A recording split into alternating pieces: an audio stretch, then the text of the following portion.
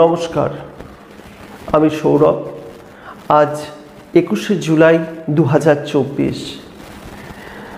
গতকাল বা গত শুক্রবার পর্যন্ত অর্গানাইজার শিক্ষক নিয়োগ সংক্রান্ত কি আপডেট আছে তা জানাবো।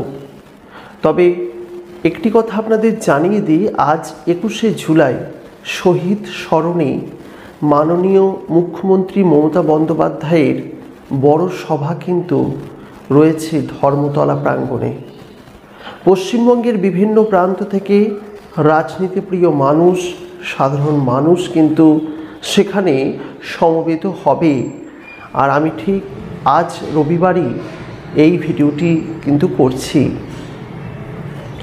আমাদের একটি লক্ষ্য থাকবে যে 21-এর এই শহীদ স্মরণের সভাতে অর্গানাইজার শিক্ষক নিয়োগের কথা ওঠে কিনা এই বিষয়টি কিন্তু লক্ষ্য রাখতে হবে।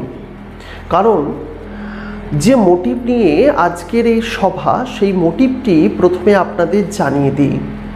মোটিভটি হচ্ছে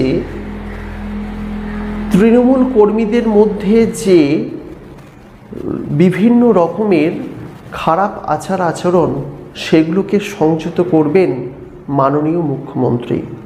তার বক্তব্য যে তৃণমূল কর্মীরা যে বিভিন্ন সুযোগ সুবিধা নিচ্ছে এবং আইন শৃঙ্খলার যে অবনতি হয়েছে, সেই আইন শৃঙ্খলার অবনতিকে ফেরত আনার জন্য বিভিন্ন পদক্ষেপ কিন্তু এই সভা থেকে নেওয়া হবে।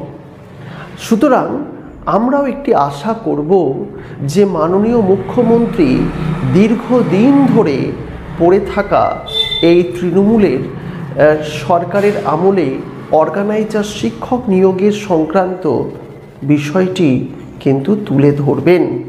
সুতরাং এটি কিন্তু একটি লক্ষ্য রাখতেই হবে, কারণ একটা আজকে বড় ঘটনা ঘটতে পারে। তবে যদি বলেন শুক্রবার বা গতকাল শনিবার পর্যন্ত কি আপডেট আছে, সেক্ষেত্রে আপডেট বলবো একই রকমের কোনো আপডেট নেই।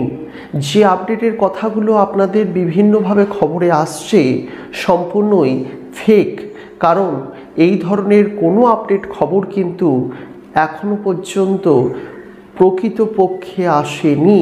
সুতরাং যারা এই আপডেটের খবরগুলো নিয়ে আশা করছেন, আমি বলবো দয়া করে আশা করবেন না, কারণ কোনো আপডেট আসেনি অর্গানাইজার শিক্ষক নিয়োগ সংক্রান্ত।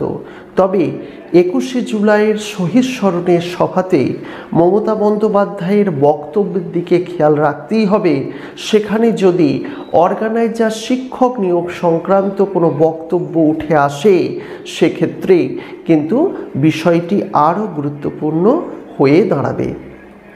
সুতরাং এই বিষয়টি আপনারা হয়তো বুঝতে পারছেন যে অর্গানাইজার শিক্ষক নিয়োগের বিষয়টি কোন পর্যায়ে পৌঁছে গেছে।